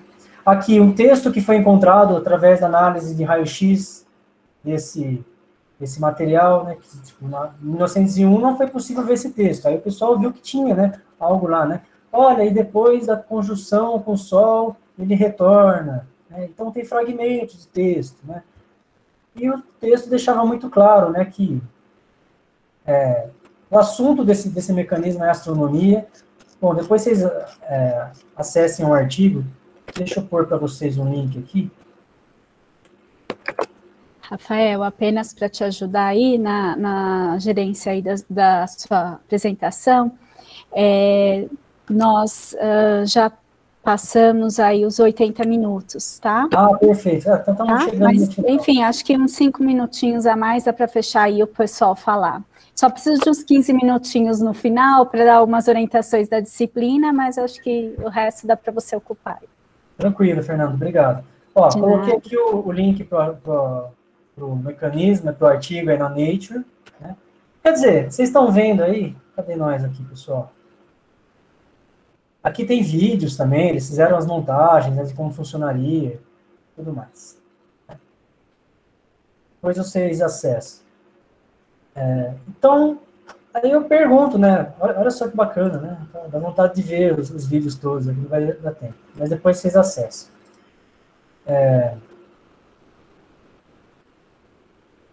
Vamos conversar entre nós aqui. Essa pesquisa é uma pesquisa interdisciplinar, vocês concordam? Alguém discorda que é uma pesquisa interdisciplinar isso? É uma pesquisa extremamente interdisciplinar, tá certo? Não tem dúvidas, né? Extremamente interdisciplinar. Muito bem. Aí pergunto para vocês, como é que foi feita essa pesquisa? Quer dizer, quais são as áreas do conhecimento que foram necessárias para a gente fazer essa pesquisa interdisciplinar? Você consegue dizer para mim algumas dessas áreas? Setores do conhecimento? Campos do conhecimento? Oi, pode falar? Deve. Eu consigo pensar em astronomia, né, áreas da física no geral, que mais poderia ser? Poderia ter químicos também, então, tem mais vários, né, matemática, como citaram aqui também. Então, para compreender essa interdisciplinaridade, precisariam dos conhecimentos específicos, que são disciplinares. Não vale, Lara, você é minha aluna, você já ouviu falando isso um monte de vezes, tá? Não valeu você ter falado isso, mas você foi certeira, né? É exatamente isso. Alguém tem mais alguma área para falar aí? A Lara falou quase todas, né? Mas tem mais áreas para falar. Eu ia falar isso que o rapaz acabou de colocar aí, a área das línguas, porque é uma outra língua, teve que haver tradução e dentro da área da linguística, né? Perfeito. Falamos várias aí, né? Então, ó, matemática, computação, lógico, né? Porque a gente está falando de um computador antigo, não? Ele só não é binário, mas é computador também. Aí o pessoal falou aqui, ó, a linguística, lógico, porque, é um texto que tem uma linguagem antiga que foi descoberto pela técnica de raio-x. Bom, a técnica de raio-x dependeu de outros setores do conhecimento que desenvolveram a técnica, né? Incluindo a física, que desenvolveu os raios-x e conseguiu transformar isso numa máquina que serve para ver através da matéria, né? A geografia aparece porque, alguém tem que ter um conhecimento geográfico para resolver escavar lá, né? A pessoa não saiu mergulhando em qualquer lugar, né? Não achou por acaso aquilo lá. Sabia-se que ali era um sítio de interesse. E aí também tem o conhecimento arqueológico, porque também você não sai cavando de qualquer jeito, né? Tem uma técnica para você recolher um artefato arqueológico que está num sítio, né? A datação foi feita, então, com base em carbono 14, né? Que é um setor específico da química, que é a química nuclear. É tão específico que eu nem sei nada disso aí. É que eu sou químico, né? A engenharia, para trabalhar a questão dos mecanismos, de como essas 63 engrenagens se articulam, né? A filosofia, que recuperou um texto antigo lá de Parmênides, né, que fala do método matemático. Quer dizer, o conhecimento desse método matemático foi a chave para se chegar ao porquê de que no mecanismo fazer essa menção aos períodos de Saturno, por exemplo, que é mais de 400 anos, né? Quer dizer, tem uma série de disciplinas que foram necessárias para a gente fazer essa pesquisa interdisciplinar. Ou seja, o trabalho interdisciplinar ocorreu com dependência das disciplinas, de tal maneira que não há dicotomia ou oposição entre a perspectiva das disciplinas e a interdisciplinaridade. E aí eu coloco para vocês uma coisa que eu tenho falado para todos os meus alunos, gente. Né? Não existe intercoisa sem coisa. Manja, é tão simples isso, né? Não tem, portanto, interdisciplinaridade sem as disciplinas. A gente precisa das disciplinas, e das disciplinas muito bem especializadas. O problema da alta especialização no campo do conhecimento não é um defeito da ciência, pelo contrário, é uma decorrência do seu avanço. Né? Nós não temos que nos opor ao avanço da ciência de criar campos cada vez mais especializados, não é um problema. Né? O problema é se esses campos altamente especializados ficam isolados, né? E não são usados para resolver problemas práticos. Né? Mas aqui nós temos uma pesquisa que claramente é interdisciplinar, que dependeu desse elevado grau de especialização de várias disciplinas. Então não há oposição, né? Você não tem que ficar defendendo a interdisciplinaridade contra a lógica das disciplinas, né? Porque você está falando de coisas que não se opõem. Né? Se você defende a interdisciplinaridade, você tem que defender que haja disciplinas. Essa é a ideia, né? Tá vendo como a minha apresentação é óbvia? Não fala coisas extremamente avançadas, né? Falam bobagens, né? Mas que houve tanta mistificação. Sendo modesto. Não é, Fernanda, porque assim, estou limpando a área, né? Olha só a mistificação. Gente, eu tenho que falar toda vez nos nossos textos sobre interdisciplinaridade, né? Como se opusesse a lógica disciplinar. Não se opõe, pessoal. Então, e aí isso se reflete nas pesquisas de vocês. Então, tem pessoas que vão fazer uma pesquisa, por exemplo, sobre sexualidade, né, que vai precisar de conhecimentos biológicos, da questão biológica da sexualidade, né, do sexo biológico, mas vai precisar de desenvolvimentos da sociologia para falar da questão do gênero, que é diferente, né, que vai precisar de ferramentas da educação para pensar como isso se torna um conteúdo escolar ou não, vai precisar de ferramentas da linguística para interpretar dados coletados, que são discursos dos sujeitos, né? Às vezes de ferramentas estatísticas, se for uma pesquisa quantitativa. Você vai precisar dessas disciplinas, e tudo bem. Não há problema, né? Não queira, né? Se colocar, eu preciso ser interdisciplinar, o mundo exige isso de mim. Né? Olha, você não será uma pessoa interdisciplinar sem a existência de disciplinas muito bem estabelecidas, em termos de métodos e objetos. Tá? Rafael. Diga, Fernanda. Você acha que dá para a gente abrir para algumas perguntas? Temos uns 15 minutos finais. Eu só queria falar da última dicotomia. Ah, sim, desculpa. Que essa acho que resume tudo, né? Porque ela é uma exortação a gente se valorizar na academia também, né? Que é o seguinte, a última dicotomia é para a gente que está no programa de ensino, né? Que é a dicotomia entre humano e natural. Então, tem, assim, essa história de que a humanidade ela é diferente da natureza, né, porque o ser humano trabalha, mas ele não apenas trabalha, porque o João de Barro, aparentemente, também trabalha, também faz casinha. Né? Só que tem uma diferença essencial, né? O que o João de Barro faz não é um trabalho, tá? Porque não tem um projeto prévio. Ele não tem escolha se não fazer a casinha dele. Ele foi orientado geneticamente, né? Está na sua constituição, enquanto representante dessa espécie, fazer esse abrigo, usando argila, sei lá o quê. Né? Ele não tem escolha. Se ele não encontra as condições para fazer a casinha, ele não faz a casinha, e ele não tem como botar os ovinhos dele e cuidar dentro da casinha. Né? A aranha é a mesma coisa, ela não tem escolha se não fazer a teia. O ser humano não, né? Ele, apesar de estar submetido às leis da natureza, ele escolhe a forma como pode transformar a natureza. Que é algo que os animais, de forma geral, os animais inferiores, não fazem. Então, gerou-se essa dicotomia, né, entre o ambiente natural e o ambiente transformado, o ambiente social. Isso se reflete, de certa forma, na organização do conhecimento. Né? Mas eu digo para vocês que é uma falsa dicotomia. Assim, como se reflete isso? Né? No sentido de desvalorizar o que é ciência humana.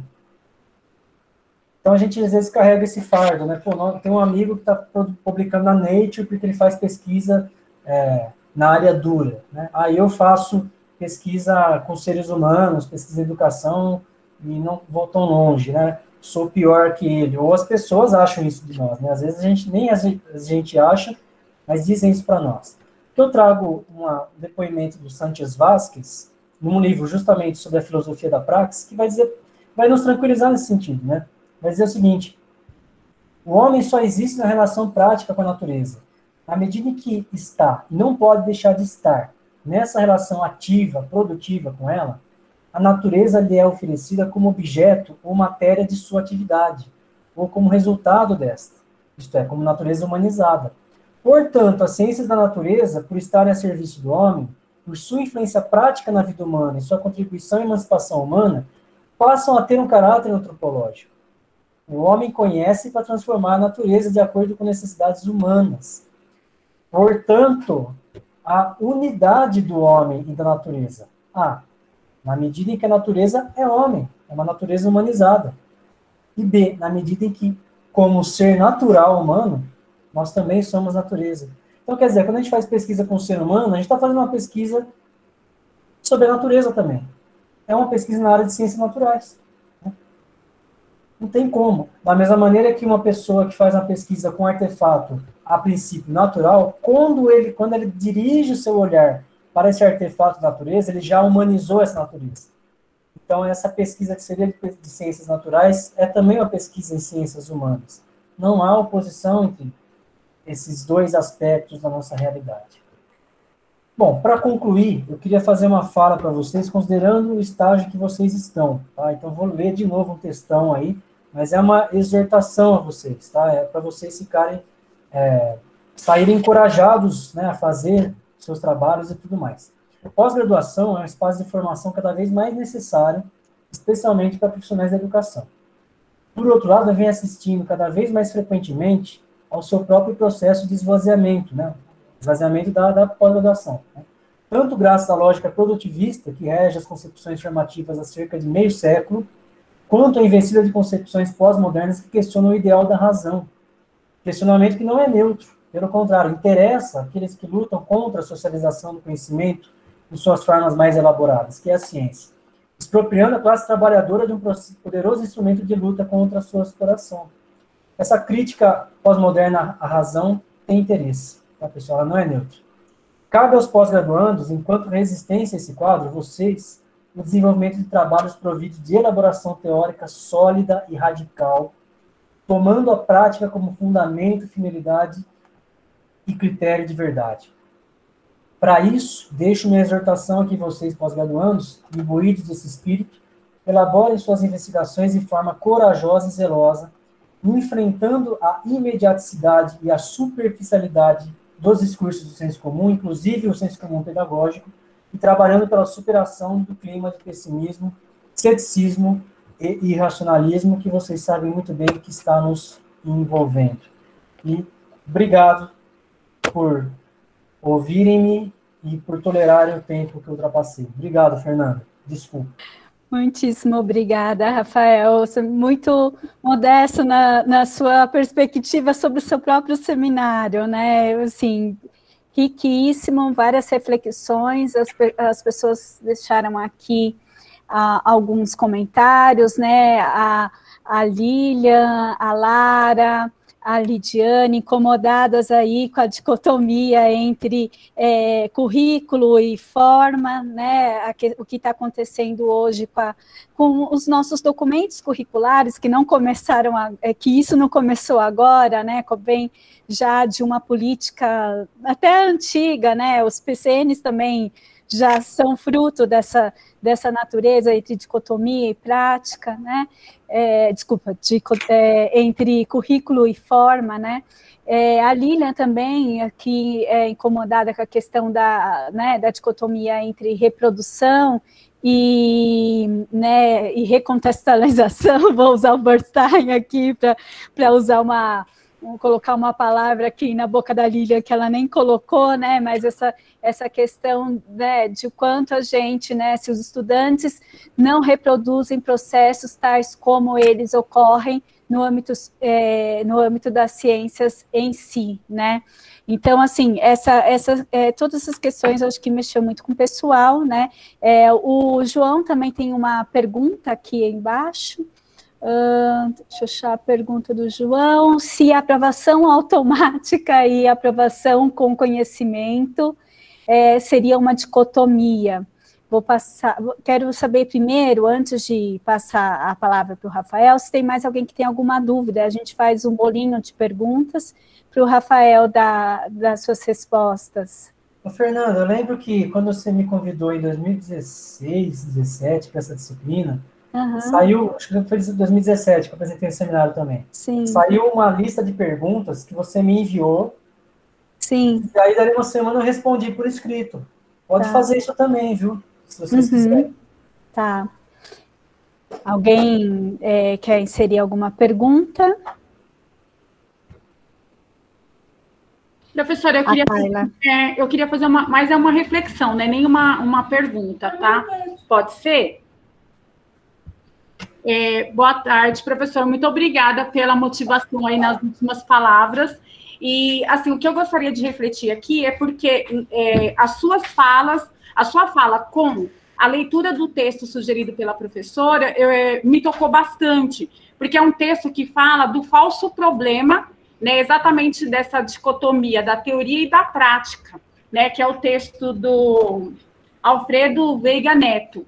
E aí, o que me traz como reflexão e o que me impactou é que a gente, na academia, a gente já absorve esses discursos que é muito recorrente de teoria e prática serem dissociados, e o texto e o que você trouxe aqui, até para a gente tentar neutralizar um pouco isso, e entender até questões filosóficas, etimológicas, do que seria esse teoria e o que seria esse prático, né?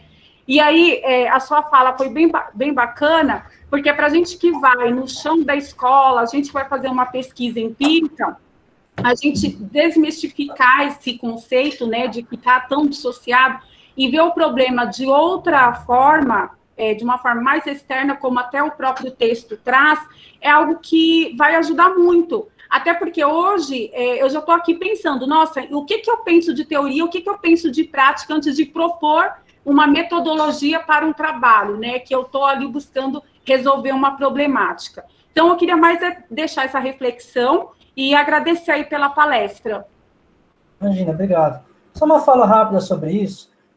Posso só incluir a pergunta da Eliana? A gente fecha. E aí eu deixo você fechar as perguntas aí nesses 5 minutos. Beleza. Eliana, se você puder fazer brevemente a sua pergunta, para dar tempo do professor Rafael desenvolver as suas respostas finais. A minha questão também vem em cima dessa enlouquecida fala dele, que eu acho que deixou todo mundo de cabeça para baixo, né, diante de tudo que a gente veio vindo. Eu tô vendo as carinhas rindo, com certeza, deve ser isso mesmo. E eu ouvi hoje uma palestra do professor Ubiratã, né, um matemático fofo demais, e ele falava exatamente disso, a respeito do respeito, que não havia problema da pessoa ser mais teórica ou ser mais... que não há problema nisso, se ela é mais humanista, é simplesmente um ponto de vista dele, que a gente pode conviver de maneira muito harmoniosa se tiver respeito, né? E você colocou as coisas de uma maneira tão linda, louca para mim, que estou de cabeça para baixo, mas tão linda, tão respeitosa, né? Você conseguiu mexer na cabeça de todo mundo de uma maneira muito respeitosa. Eu acho que, para mim, é o que vai ficar mais nesse momento. Muito obrigada, viu? Imagina. Obrigado a fala da Eliana e da Carla. Virou de cabeça para baixo. Nossa, não era bem a intenção. Mas tudo bem. Porque é isso, né? Colocaram a gente de cabeça para baixo, que a gente está tentando desvirar vocês, né? E nós mesmos, né? Eu mesmo, assim, ao preparar essa fala, me organizei melhor. Especificamente sobre relação teoria e prática, sempre fica indicação de vocês lerem isso aqui, Filosofia da Praxis, livro do Adolfo Sanches Vasquez, que eu mencionei. É um baita de um livro. Lógico, o cara é marxista. Eu vou indicar isso para vocês, entendeu? Que as coisas que eu leio, que eu acho que são melhores que as outras. Tudo bem. Mas, assim, mesmo quem não se identifica com essa perspectiva, eu acho que tem que ler. Como eu leio as coisas dos burgueses, eu acho lindas também, às vezes, tá? Mencionei aí o O Rousseau, já sempre digo assim, o texto do Rousseau, o Emílio, ou da educação, é uma das expressões mais belas da educação burguesa. É um livro maravilhoso de ler, né? Todo mundo tem que ler isso. Então, isso aqui também eu acho que é um livro que a gente que trabalha na área de ensino de ciências, eu acho que deve se embasar, né, nessa questão sobre relação teoria-prática, talvez mais do que em outras perspectivas de pesquisa, mais do que alguém que trabalha com química, por exemplo, né? Acho que a gente tem que ter essa preocupação. Essa obra eu acho que ajuda. E uma coisa que eu tenho percebido na pós-graduação é que as pessoas, em geral, fazem pesquisas que elas aplicam teorias. Então, assim, ó, você tem um referencial teórico. O que o seu referencial teórico permite que você leia os dados? Ah, traz as categorias, eu leio assim, assim, assado os dados. E aí está feita a pesquisa. Não tem o menor problema fazer isso. Eu fiz mestrado assim também. Só que eu acho que a gente pode mais, né? Eu acho que uma pesquisa interessante é a pesquisa em que o referencial teórico ajuda a ler os dados e os dados ajudam a refinar o referencial teórico também. Quer dizer, os dados vão trazer contribuições para o próprio avanço da teoria. E eu acho que toda pesquisa faz isso em alguma medida, só que nem todo mundo explicita isso. Então, eu ficaria muito contente em ver as dissertações de vocês todos aqui há 2 anos, saindo assim, né, com contribuições, não só com leituras e dados práticos, mas explicitando as contribuições dos trabalhos de vocês para as teorias. Quer dizer, o que os dados que você coletou, né, e a leitura que você fez deles, contribui para que essa teoria fique melhor. Entendeu? O que vai fazer, então, com que a sua pesquisa não seja só uma pesquisa prática, seja sempre uma pesquisa teórico-prática. Né? O que cabe a nós é explicitar esse papel da teoria, né, que é tão combatido, que é falado tão mal, quer dizer, o cara é teórico, você conhece, falou, nossa, é um teórico, olha, Biratã da Ambrosa é um teórico, não é, né, não tem nenhum problema, não é para ser um xingamento isso, né? Não é, a pessoa, nossa, aquele professor é bem prático, né? É um elogio. Aquele lá é bem teórico, né? É um xingamento, né? E eu acho que a gente tem a contribuir para mudar esse quadro, né? Vocês aí mostrem que como os trabalhos de vocês não apenas têm uma relação utilitária com o referencial teórico, não. Ajuda a evolução do próprio referencial teórico. Novamente, eu acho que nós somos plenamente capazes de fazer isso aqui. Tá? Considerando o nosso corpo de orientadores e considerando quem são vocês, né? A forma como vocês entraram no nosso programa e estão dinamizando as nossas aulas e tudo nesse quadrimestre, isso é plenamente possível. Bom, Fernando, acho que eu já falei muito. Se vocês quiserem, vocês podem fazer isso, organizar um conjunto de questões e manda para mim, eu respondo, tal. Se eu não conseguir responder, eu falo que não sei responder, tudo bem, e volta para vocês, tá? Muito obrigada, Rafael. Nesse ano a gente se organizou de forma um pouquinho diferente, né, que está à distância, enfim, mas quem tiver perguntas e quiser que eu envie para o professor Rafael, ele está se prontificando em nos ajudar, então, maravilha, Rafael. Manda por e-mail, qualquer coisa, né, se quiser trocar uma ideia. Ou diretamente para o professor Rafael, ou me manda, eu encaminho para ele, certo? Rafael, muitíssimo obrigada. Enfim, ajudou-nos a ver que, enfim, coisas que aparentemente, né, para muitos estão separadas, né, elas estão entrelaçadas, elas se conversam, se dialogam muito, não existe uma sem a outra, né? Então, muito obrigada por essas reflexões e sempre seja bem-vindo quando tiver com uma turma aqui. Imagina. Sempre seja bem-vindo. Eu agradeço por você dar o espaço de eu propagar minhas ideias ao mundo. Obrigado pelo espaço. Eu vou sempre me convidar quando você fizer a consulta, assim, porque eu sei a dificuldade que é para você conseguir agendar esse seminário. Gente, vocês não imaginam o trabalho que a Fernanda tem para fazer toda vez essa disciplina. São muitos convidados, são 12 semanas. Eu imagino que eu não conseguiria fazer isso aí. Eu não conheço tanta gente assim, né? E as pessoas que eu conheço acho que não falariam não, falariam sim para mim também. Então, é muito trabalho. Eu estou sempre disposto a ajudar nesse sentido, porque eu sei que é trabalhoso, e agradeço pelo espaço concedido à fala, Fernanda. Para mim vai ser sempre uma honra poder entrar nesse espaço aqui e conversar com vocês. Muito obrigado. Muito obrigada, Rafael, contribuiu muito.